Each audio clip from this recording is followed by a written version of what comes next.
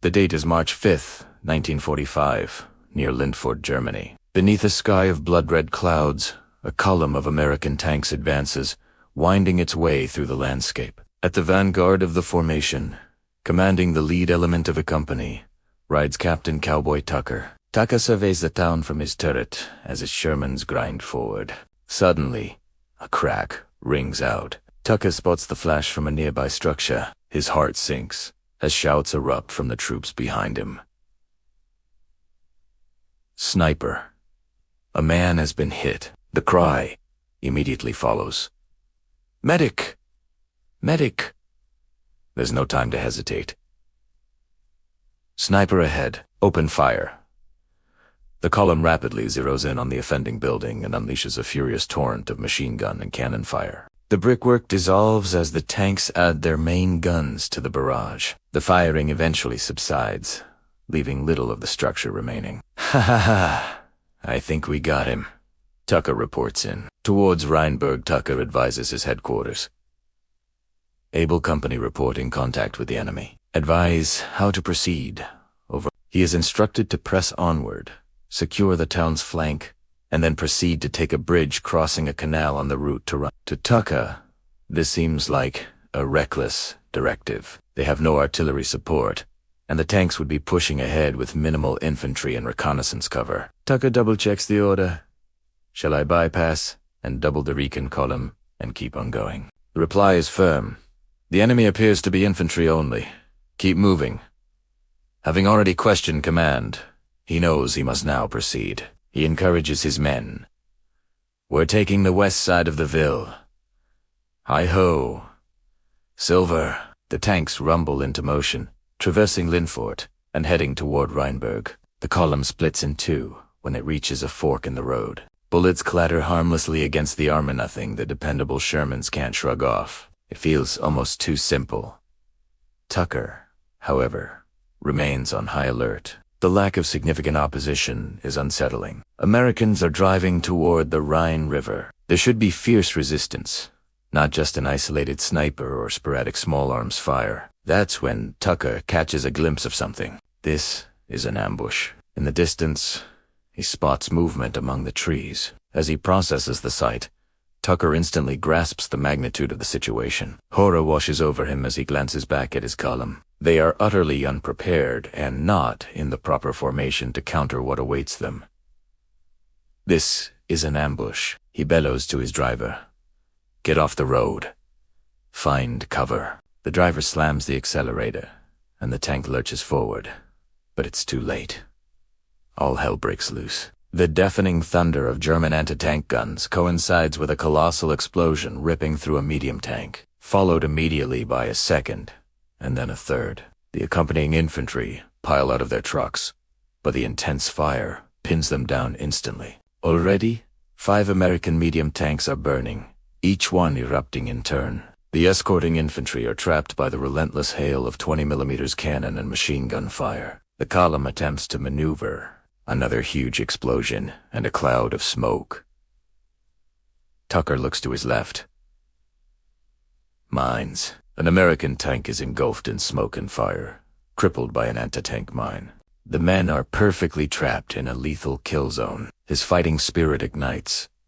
His first instinct is to retaliate. He shouts into the radio. Company A. Under heavy fire. Request. Immediate reinforcements. But the sheer scale of the trap registers with Tucker. Rheinberg is visible in the distance, and it appears that every fold, dip, and embankment along the route is punctuated by a muzzle flash. It's a vast, continuous wall of German defense. There is no way forward. Before we say if a company can break out, show your support for their story. Please take a moment to like this video, comment your thoughts below, and subscribe to the channel for more accounts from history. Tanks and men fall victim to the withering assault. They have no artillery support, and the infantry are stuck hugging the ground, unable to advance. A truck next to Tucker erupts in flames. If they don't retreat, the company will be annihilated. It's futile. Tucker concedes defeat and transmits the order for a retreat. Fall back. As they withdraw, the Germans intensify their fire. and the Americans suffered terrible casualties while reversing under a constant barrage. The U.S. tanks try to fire, but still largely confined to the road and hampered by the anti-tank mines. They can't maneuver for clear shots. Under fire of extreme intensity, they manage to pull back far enough that the Germans lose a clear target. Company A has been battered, but they can't just stop.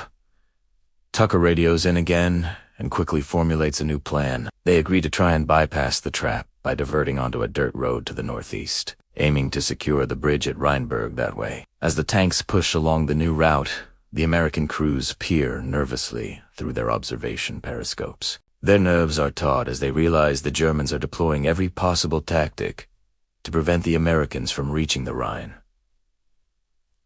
Tucker then notices an irregularity on the road ahead. He catches a momentary glimpse of a German helmet, then smoke, followed by a clang as a Panzerfaust whizzes toward the lead tank.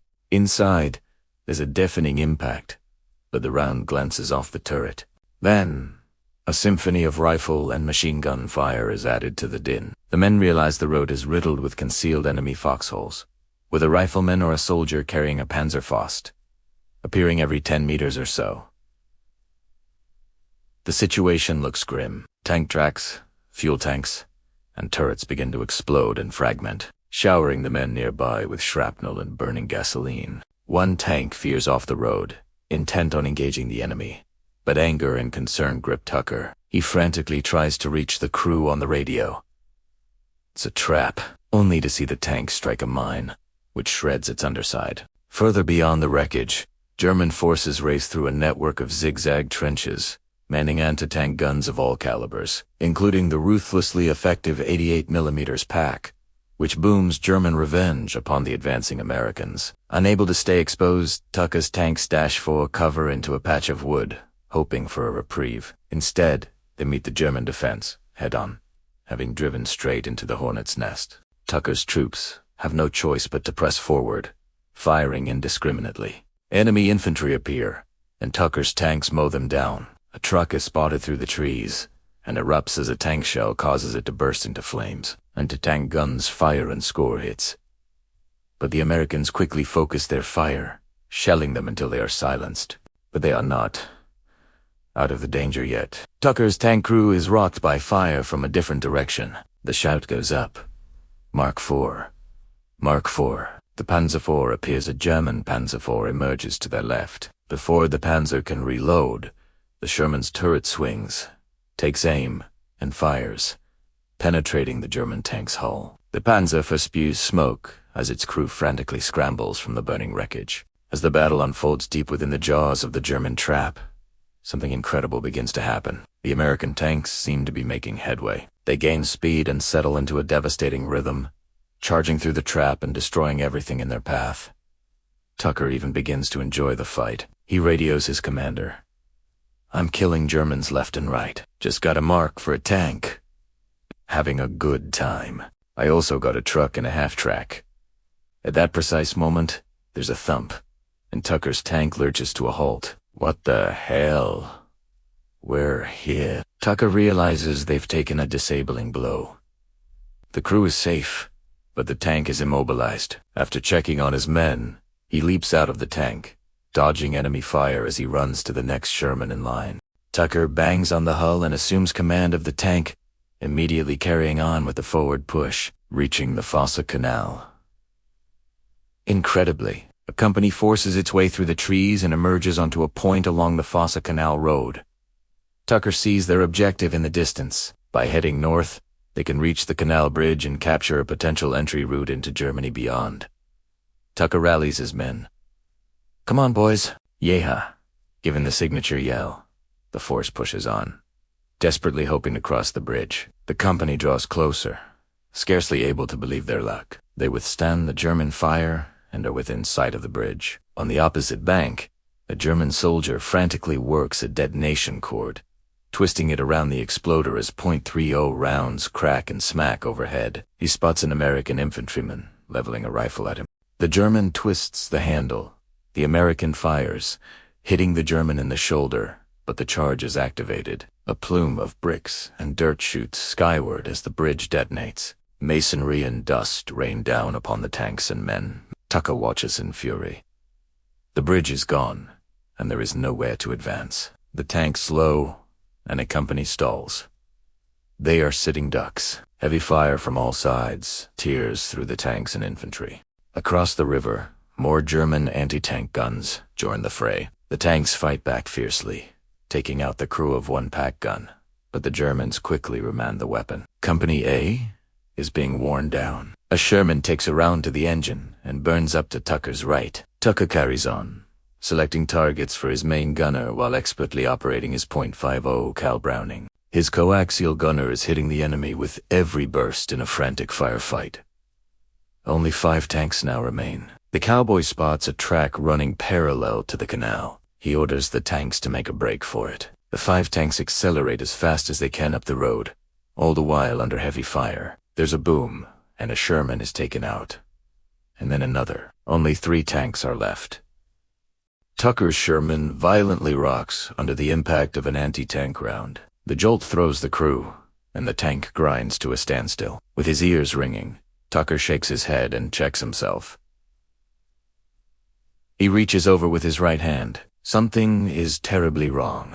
Looking down, he can see that, horrifyingly, his left arm isn't there. It takes a moment to sink in. He stares at the empty space where his arm should be while the sounds of battle rage around him. Incredulity quickly gives way to anger, and anger fuels action. With a mix of fury, pain, and burning bravery, he reaches down with his one good hand and slings his gun over his shoulder. Picking up the radio, he snarls into it. One-armed cowboy's last stand. "I'm a one-armed cowboy now. Let's go, cowboys!" With that, he leaps out of his stricken tank and hits the ground, unslinging his weapon with one hand. The Germans are met with a demon from a western. The fury of the one-armed cowboy, eyes blazing like fire, firing continuously. It's a sight to chill the soul. It seemed a dead cowboy had returned for vengeance, and many enemies fell to his rounds as he continued his one-man charge. It was to be the cowboy's last stand, saved by Tucker's final, quick-thinking order. The 2 remaining tanks took cover in farm buildings, and their crews fought through the night, surviving the battle. The very next day, the cowboy's remains were found alongside many German soldiers who met their end from the one-armed cowboy. He was posthumously awarded the Distinguished Service Cross for his actions. By the morning, through heavy fighting, the town of Rheinberg was finally secured. The west bank of the Rhine was now under Allied control, and the war was in its final weeks. But the victory came at a terrible cost. The Americans had lost 41 tanks and 131 men. Today, Rheinberg is a small town with a population of around 30,000. It may not stand out on a map, just one rural town among many in Germany. But it holds a special significance for the men of the 36th Tank Battalion. They fought relentlessly against a fiercely resisting and deeply entrenched enemy. For the tankers of the 36th, Rheinberg recalls narrow escapes from death, and the day when the battalion was tested in the flame of battle, and emerged seared, but ultimately victorious. If you enjoyed this powerful historical account, please remember to subscribe for more stories like this. Comment with your appreciation for Captain Tucker's bravery, and hit the like button to support the channel.